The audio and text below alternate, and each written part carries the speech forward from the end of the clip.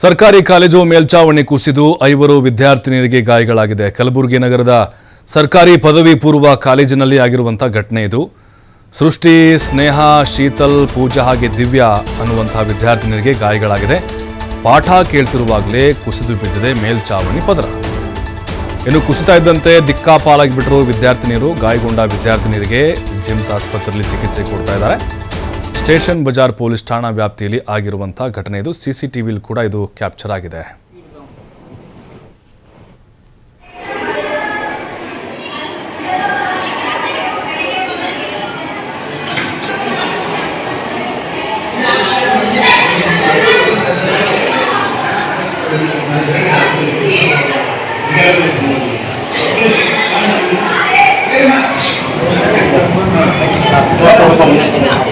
ಮೊದಲೇ ನೋಡ್ತಾನೆ ಗೊತ್ತಾಗ ಹಂಗೆಲ್ಲ 1036 ಹಾಂ 36 ಇರ್ತಾವೆ ಸರ್.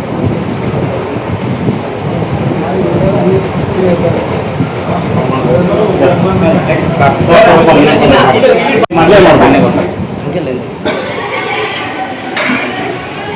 ಹಾಂ 36 ಇರ್ತಾವೆ.